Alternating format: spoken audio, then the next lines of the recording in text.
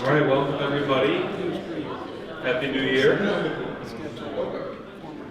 Welcome back to campus for our first SAPA of 2015. Today we're doing a Q&A with cabinet members, and it's going to be open for you guys to ask questions. A couple different ways for you to do that. We've got a little piece of paper there. You can write questions out and then hand them to us, or the old-fashioned, just raise your hand and ask a question. That's fine too. We don't have any fancy technology today for texting in your questions or anything like that, but hopefully just a good informal time of Q&A as we get the year started.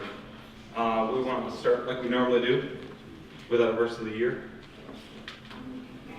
Why don't we stand and say this together? Luke 10:27-28. He answered, "Love the Lord your God with all your heart, and with all your soul, and with all your strength, and with all your mind. And love your neighbor as yourself." "You have answered correctly," Jesus replied. "Do this, and you will live." Let's stay standing for prayer. God, thank you again for the new year that's ahead of us. As we think in our academic cycle, we're halfway through, but it is a new year, and we're excited about all the things that come with it.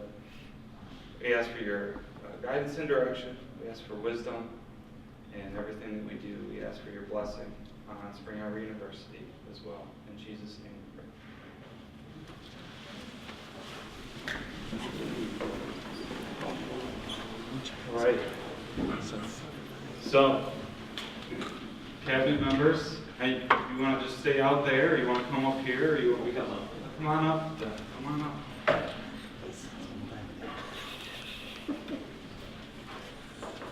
Can we sit down? You can sit down. Sure, that's fine.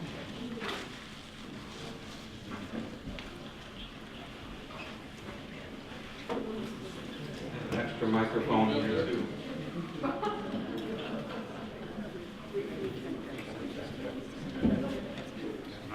Yeah. All right. So who wants to ask the first question? Let me Can go. I ask a question? Yeah, you can ask. Why do you have to carry 2 cups?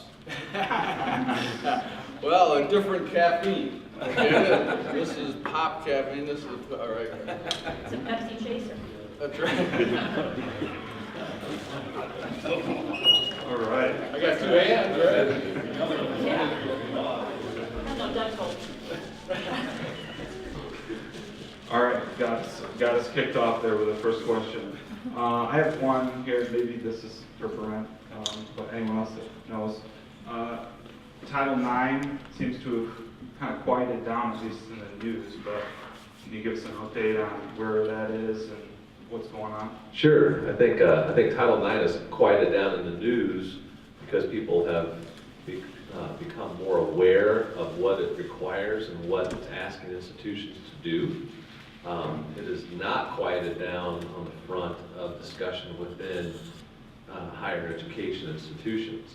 In fact, I just returned yesterday from the Council of Independent Colleges and Universities out in San Diego, the president's meeting out there, and many of the workshops and seminars were focused significantly on Title IX, not from a faith perspective. You know, these are independent colleges; they're not necessarily faith-based colleges, so they're not looking at it in the same manner that we may have. But they're looking at the requirements and the regulations that are provided and articulated within Title IX, and they're realizing there's no way that we can abide by these. There's no way that their institutions are going to be able to implement everything that Title IX is now requiring them to do.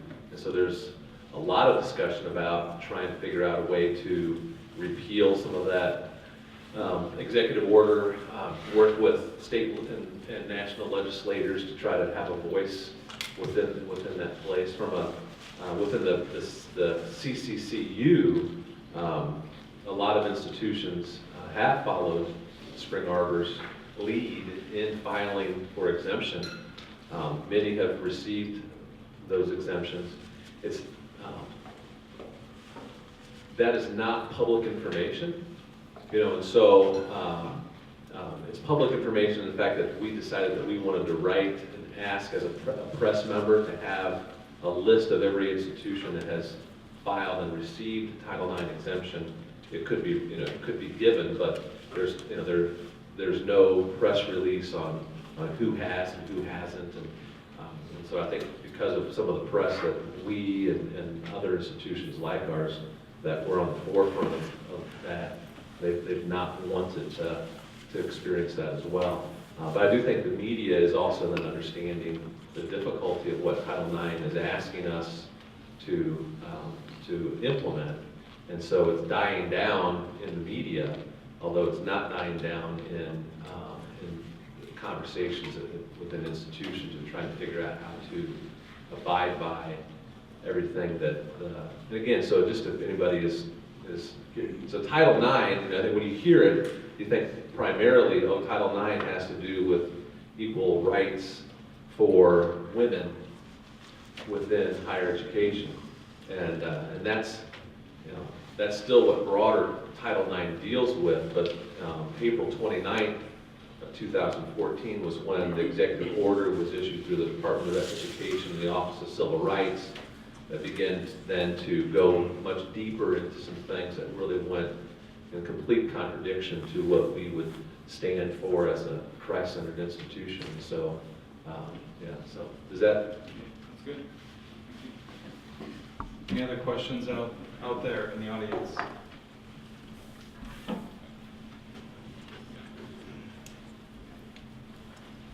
on, Warrior. I'll come back to you. Story of my life. Right over there. Right over your head there. I heard yesterday that Home.fm is now a commercial radio station. So my question is, how does that affect Home.fm? And does that change the relationship with donors and things like that? Great question. It is true. It wasn't just a rumor. We did flip over the holiday break. The unique thing about Home.fm, it has been on our 106.9 frequency that we've operated on. I'll get a little geeky for a quick second. So on your radio dial, on the FM dial, anything below 92 is the protected band. And so that's why you have your nonprofit stations in the lower quartile of your dial. So your NPRs, your Christian radio stations, a lot of time, most of the time are found 92 or below. Home.fm on 106.9 has been operating on the commercial frequency band, and we've been operating as a nonprofit station. So years ago, we started evaluating what it would look like to go ahead and become a commercial station. And this was, goodness, probably 5 years in the making. There's a lot of ins and outs to the detailing of, okay, if we go commercial, then behind the scenes, how does the revenue really be tracked? Because then at that point, it's commercial revenue as opposed to donor support or underwriting support from businesses. So there were many discussions about this, as well on the technical side. There was a lot to accomplish in order for us to do this. But Home.fm is still operating underneath Spring Arbor University. We didn't have to set up a separate corporation or anything like that. We're able to operate it underneath the same parameters of what we always have. The revenue, as I understand it, Kevin, is UBIT, unrelated business income. And so it just allows us to fully maximize what we have on a commercial frequency to generate the most revenue that we possibly can in order to be self-sufficient within our radio operation. So over the course of the last 7-8 years, the majority of our revenue has always been generated from underwriting support, which comes from businesses as opposed to individual donors. Really the reason why that is because of the format is different. It's not your traditional Christian radio format where you have donor supporting the obvious mission of what it is. And so Home.fm lends itself very well to, you walk into many businesses, they're playing us. We've done a more aggressive job over the last handful of years of really promoting ourselves. And so we feel like the best possible situation for the radio stations in order to fully maximize revenue potential would be to make the decision to go commercial, which is why we did. One of the unique aspects that happened, though, in order for us to keep our translators across the state of Michigan, the FCC doesn't allow translator signals on a commercial station. So we had to switch those over to 89.3, which what we did on 89.3 was basically simulcast what's being played on 106.9. So 89.3 used to be the message, it used to be a Christian adult contemporary format. It's now Home.fm as well, so that the translators don't notice that difference in programming. So that was the reasoning behind that.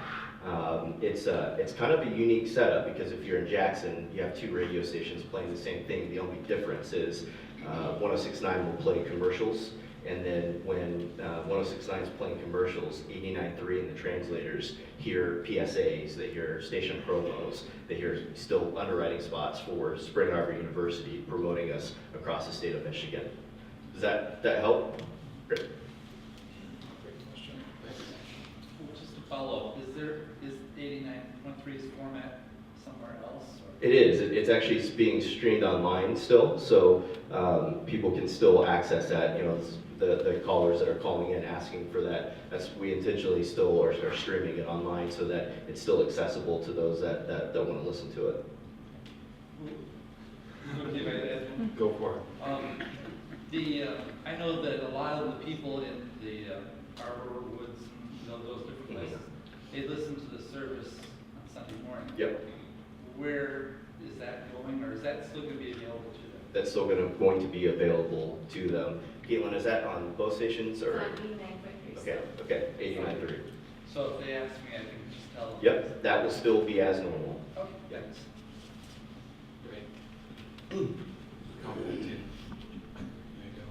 This is for Kim. Excuse me. As a graduate of the Adult Studies program, back in the 90s, I was excited to hear that there is a greater focus for career service, career development, and your student success for all students of Spring Arbor. I know it always has been available, but in that way. But do you have specific programs or initiatives that you're thinking about as you move in that direction of offering to the adult students, or how do you see that happening? Well, we started a year ago when we brought on a career advisor in Chad Melton. We started over a year ago in offering the same career services that we have available for our campus undergraduate students to our adult population, so our graduate and professional studies, SEU Global. So we've been doing that for over a year. We revamped the career website to make it more user-friendly and have resources available for our students that are out at our sites and online. And so we're offering counseling. Much of the counseling that Chad has done has been over the phone and then email, electronic communication. But he has met with students that want to meet face-to-face, and so he's met with students that come on campus as well. So that's the career development side. And he's also visited sites to meet individually with students, and then has also talked with members of the SEU Global team to say, what other services do we need to support our students out at the sites, and then has offered to do workshops and things like that. And then for the student support side of things, that's really been where Joe Neal and his team have expanded their role in helping support the student support services folks that are already in place out at our sites. And so although they will still report to the executive directors in the regions, we will, in the matrix leadership model that we discussed in earlier meetings, will help support what they're already doing to support the students that are out at the sites online and our graduate students as well. And so we're really kind of in the fledgling stage of expanding. We're more of in the connecting stage, I would say, of understanding their roles out in the sites and online. We have support people for online as well. And then seeing what we can do to kind of bring all of the forces together. So Joe and his team, and then the folks that are out in the sites, and then the folks, the student support folks that we already have here on campus, which officially would be like Robin Smith, who's our Director of Student Success for our campus.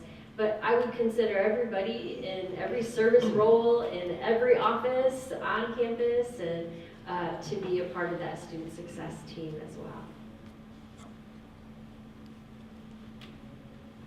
Other questions?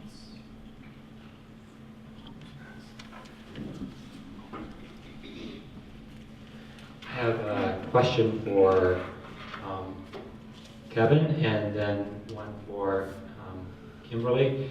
Kevin, what is the likely impact of increasing, where do you see the medical insurance costs in terms of as Obamacare becomes more fully integrated and how that might affect even us here in facing our budget?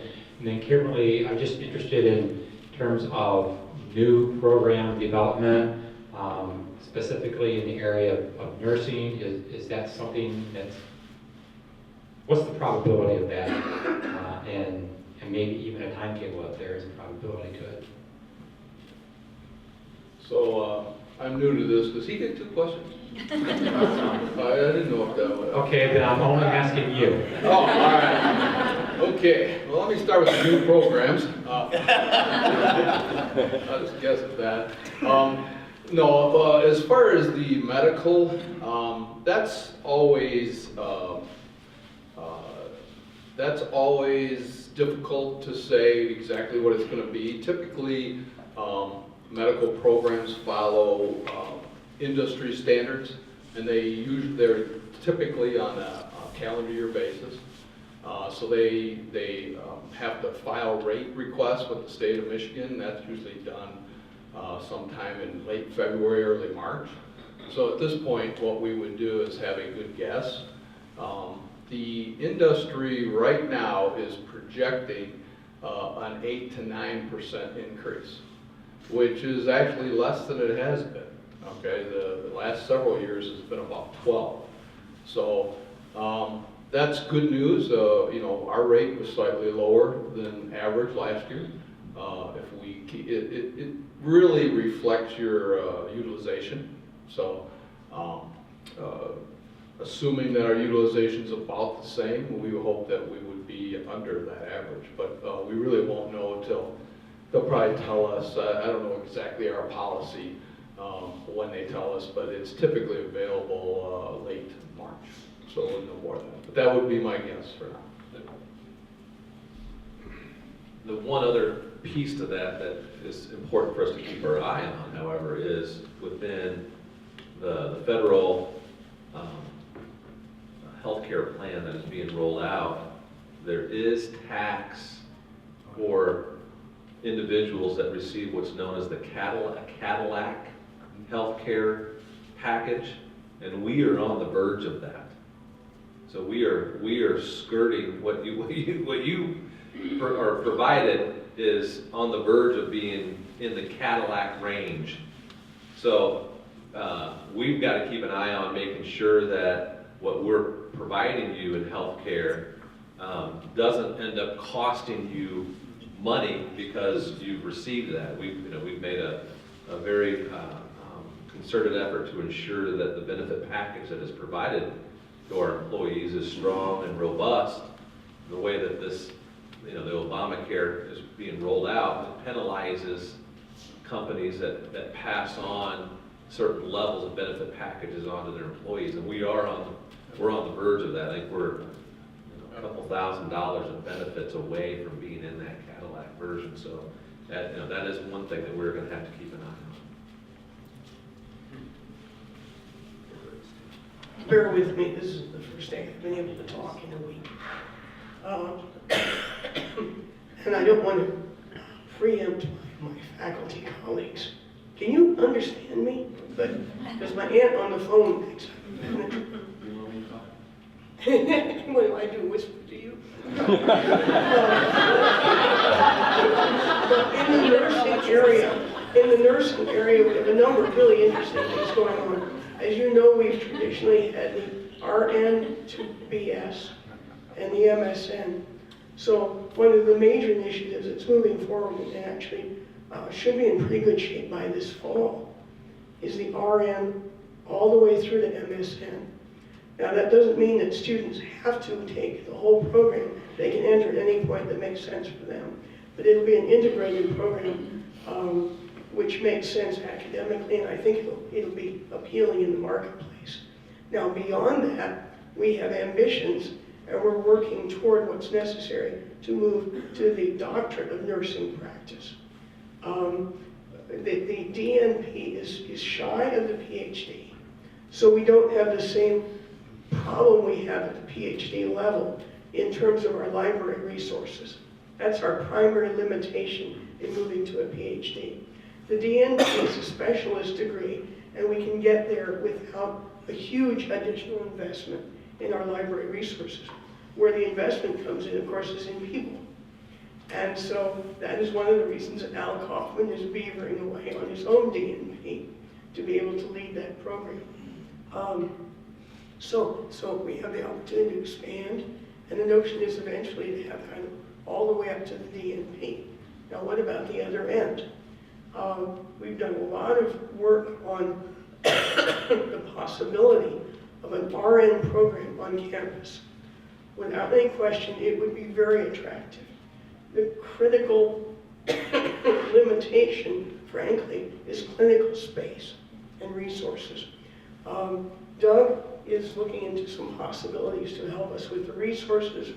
We're examining possibilities of clinical space, including renting space or sharing it with some of the folks around us who provide clinical services.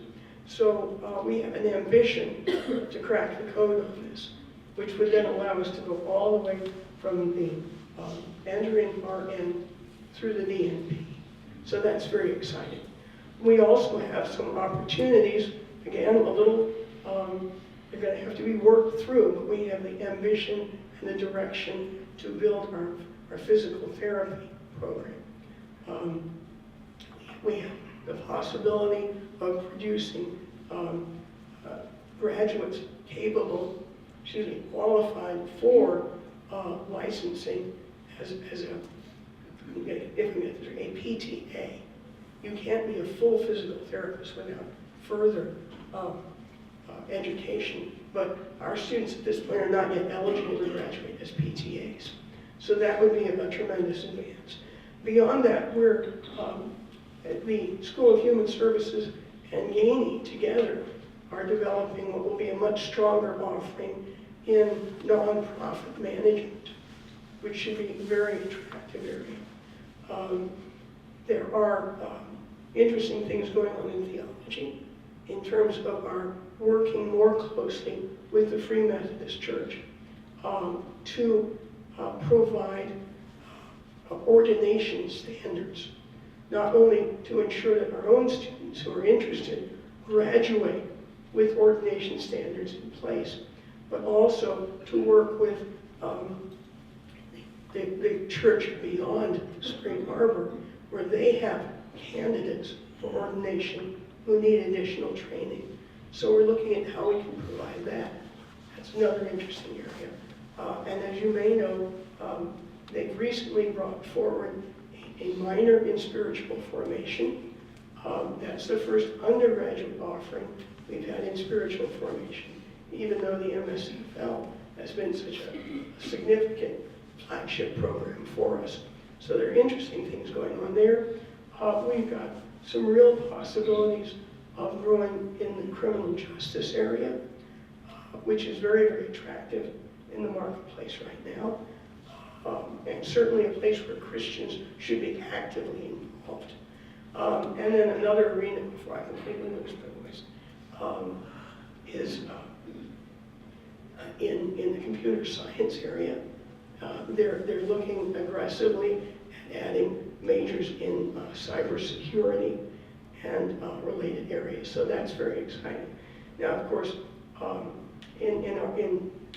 that's primarily talking about arts and sciences, but the other schools are doing some very interesting things as well.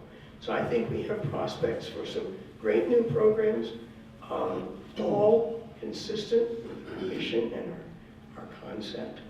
I think the most interesting and to me encouraging thing that's happening is instead of people saying, we've never done it that way, you can't do it that way. Now people are beginning to say, that's something we'd like to do. Let's figure out how to do it within the context of our own values and quality. So I'm encouraged. I think good things are happening.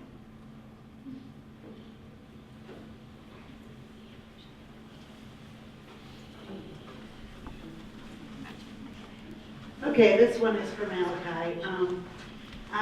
Just to follow up on Gordon's questions, with going to commercial status, do we reserve the right to refuse advertising to, let's say, porn shops or organizations or businesses that are not conducive to our concept? Absolutely. Yeah, just as we always have been able to be selective as to who we work with, that doesn't change. Probably a really good example is political advertisements. We choose to refuse to accept any political advertising, and will continue to do that based on the fact that if you accept some, you have to accept all. Same thing with businesses or organizations, and if it wouldn't be an institutional fit for who we are, that won't make it on air either.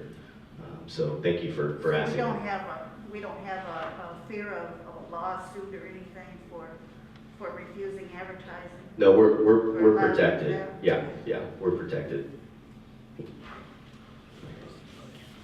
Yeah, go ahead. I don't know, but anyways, with a position that's vacated, do we still hold to the 90-day policy to fill that position? And then also with the retirement of our HR director, what is the process of that getting taken care of? What's happening with that? Yes, the answer to your first question is we are still having the 90-day hold on jobs as they're vacated. Obviously, as in the past, if there's a need, then it would come to cabinet and have a special approval for that, and there are certain positions that would warrant that. As far as the HR, what we're doing is, I think Randy Rossman had been there and served the university for many, many years. Whenever you have a change in that level of a position that's been there for a long period of time, it just makes sense to take a step back and say, let's take a look at what we're doing and how we're doing it, and make sure that it's going forward. That's what we want to continue to do. And we are in the process of doing that. Our goal is we definitely need an HR position within the organization. It's just a question of what's the format, what's the are we going to change anything? Does it make sense at this time, or are we going to go ahead with the model that we've had in the past? So certainly we'll be doing that, and we'll let you know as we go through the process.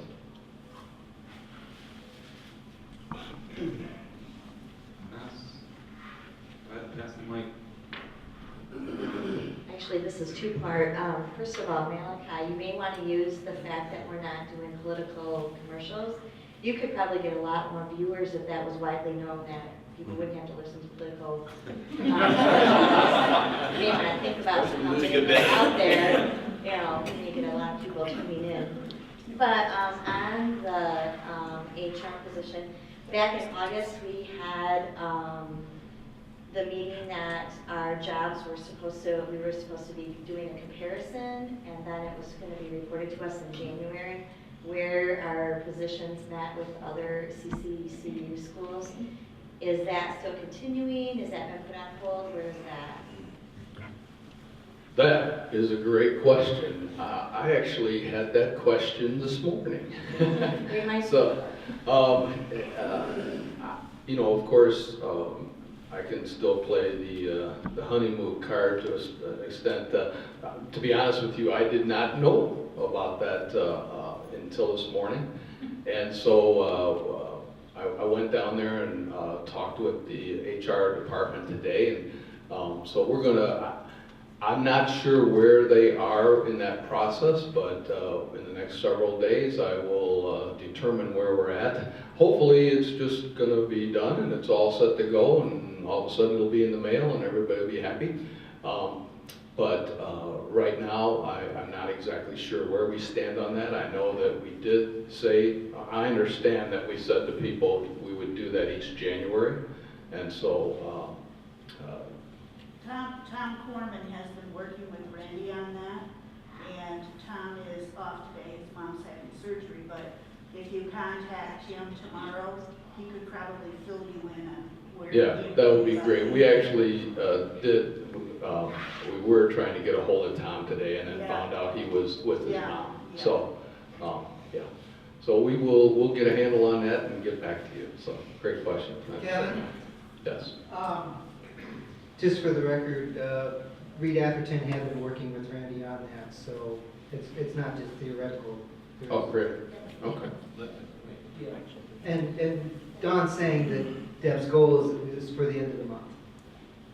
So, Yeah, so what should be provided, and I know IT's been working on this, HR's been working on this, institutional research, there's been a whole slew of people working collaboratively on this, but what should be provided then would be information for you that would look at your total compensation. So it would include all of your salary and your benefits, compensation, and then how that compares to total compensation for similar positions in comparator institutions. And so that's exactly what, and so the piece that, from an HR perspective, that's all been in line and in place. I think what we're looking at and what we need are the comparison models, and that's coming from institutional research. So, yeah, so we should be moving right along and be able to provide that yet this month.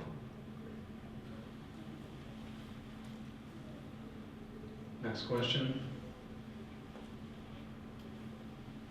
How about an enrollment update? Where are we for enrollment this year? How are things looking? What's going on? I'll let Malachi talk about traditional students, but from a global perspective, we're looking at this spring of fulfilling the cohort starts that we have. We have a goal of about 390 students that we would like for this spring. And I can tell you that the executive directors and the folks, the admission specialists and student support staff, they're working very diligently in trying to fulfill that. Our starts begin here in mid-February, and then they go throughout mid-April. And so we're tracking weekly with them, the number of inquiries.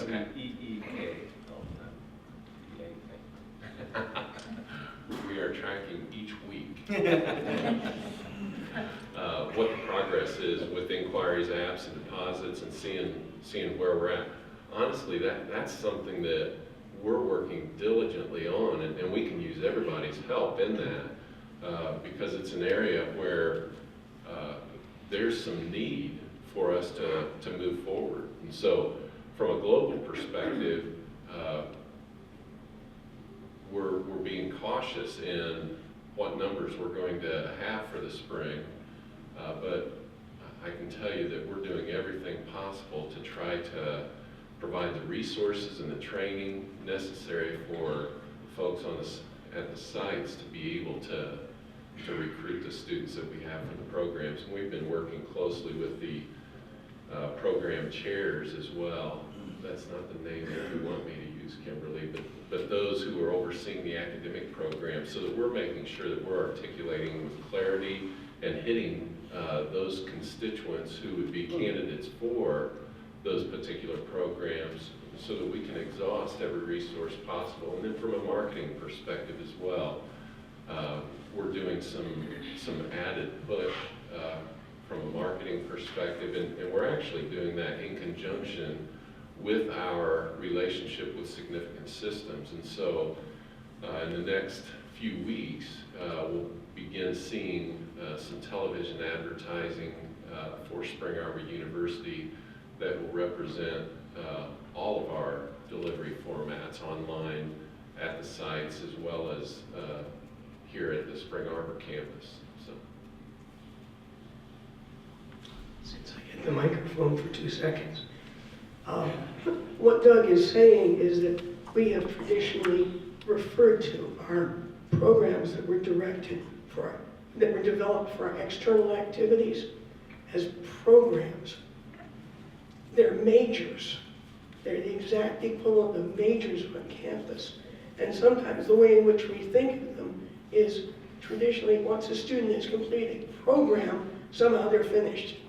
But we wouldn't think if a student on campus had completed a major that that student was finished. So we have an aggressive desire to emphasize graduation of our global students. And that's why we've been having this discussion about major versus program chair, just to clarify. I'll just add to that. Rhonda, you had asked about different initiatives that we're rolling out, and I forgot to mention one. We're trying to contribute to the students finishing their degrees, those students that have started with us that have maybe stopped out for whatever reason. And so prior to Christmas break, we, working with Tom Corman, who seems to be the MVP of the morning, worked with Tom Corman to provide for our student support specialists out in the sites names of students that were formerly with us, have stopped out for whatever reason, and asked them to reach out to those students to see if we can re-engage them in starting back in their major, or perhaps, they just have a few classes to finish up their program, or their major, sorry. Or degree. We're going to find out how contagious Kimberly is. The OCD in me right now is freaking out like I want a rubber glove every time I touch this mic. If we're all out for the rest of the week, you know what happened. According to 3 physicians, I am not contagious. And Find haven't out. been contagious in Oxford. Let's hope so. On the traditional enrollment side, this year's been a really it's been a time for evaluation and change. We obviously there's some things that we were doing really well. Let's maximize those, and other things that there are areas for opportunities, and we're being very aggressive with trying new things, doing things in a different way. Probably one of the favorite things that we're doing tactically is anyone that is receiving one of our top tier levels of scholarships, so our trustee or our presidential scholarships at $10,000 or $12,000 a year. We're actually hand delivering the acceptance packet to the student school in person. The admissions representative is traveling and doing that. If it's a female, we're showing up with a bouquet of flowers, blue and gold, and if it's a male, we're bringing a cookie cake that says congratulations from Spring Arbor University. And it's been really neat to see the level of impact that something like that has, not only on the students' perception and interest in Spring Arbor, but also the schools, and the way in which they're responding to us. And the feedback has been, no one ever has done this before for any of our students.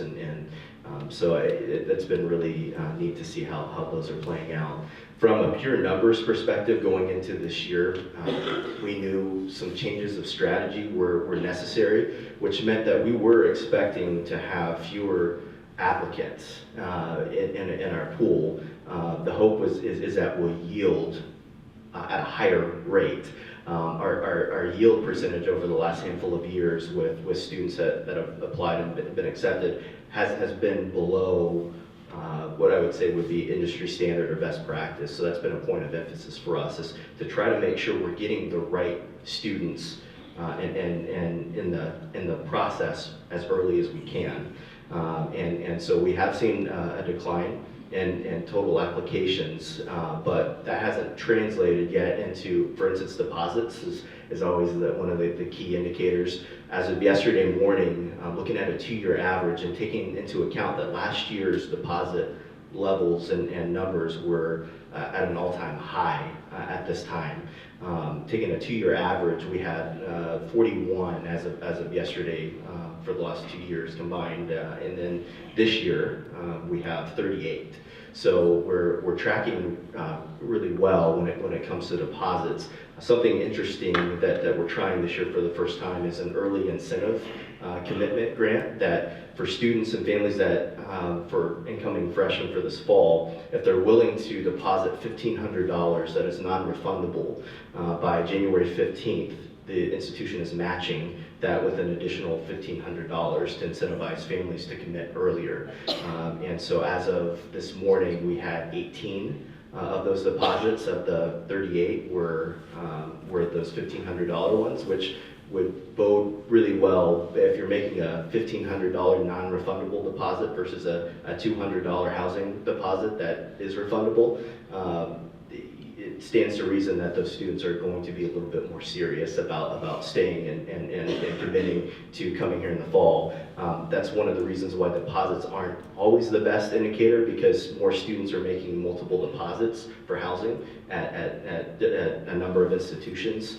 And so our goal was to get students to commit earlier, but also to have a stronger indicator of how many students are really committed to us earlier in the process and what we have. So one of the hopes is that in working with Kevin and Don and Herbert and Financial Aid is we're looking at some tweaks in financial aid modeling. We're working with a company that's helping us to do some more predictive modeling for what levels of institutional aid are kind of the tipping point, if you will, for different students, and making sure that our financial aid are going to the students that and at the appropriate levels that they need to. I would say our relationship with Herbert and Don and the financial aid team has been a really great story of tremendous collaboration. It's been one that is really refreshing to there's no egos involved whatsoever. We're trying to do whatever we can to best position the institution for success, and so I really can't say enough good things about the work that our financial aid team is doing. But our admissions representatives are traveling more to high schools than they ever have. We're following up with students more than what we ever have. We could always use referrals, though. Everybody knows of students that would be a great fit for Spring Arbor University, and it's a travesty if you don't speak up and at least let us know about those students, because we may or may not have them on our radar. Our hope is to get students in our communications funnel earlier in the process than what we ever have. I believe that we've sat back and waited a little too much on a marketing and recruiting side, so we're becoming a lot more aggressive about pursuing students earlier in their high school careers. What year is that you are preferred to start contacting them? Yeah, honestly, a freshman. Freshman? Yeah. I mean, we're not going to bombard them, but we are going to send some really key messaging early on. Certainly by the time they're sophomores, we would love to have them. Junior year is the year that kind of, a lot of decisions are already starting to be made, at least about, what are my final looks that I'm going to take a look at, what are my top 3. So really, our desire is to start communicating and recruiting them before they're a junior in high school, so that we can start courting them earlier.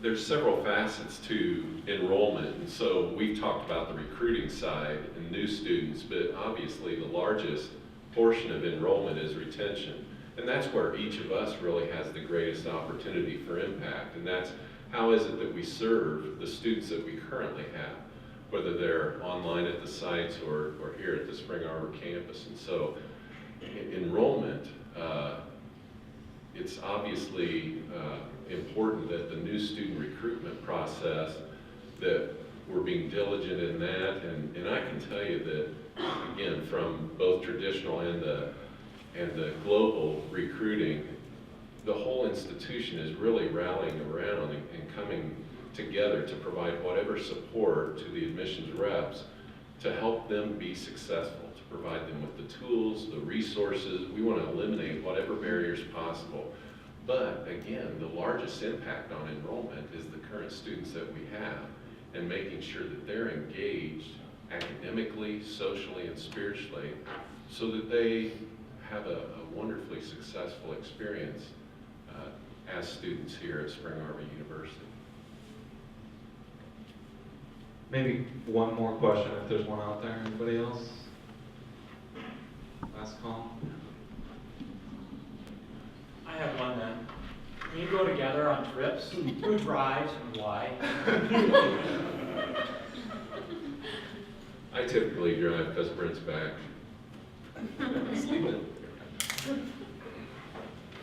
There we go. All right, let's give a hand to the cabinet for coming in today.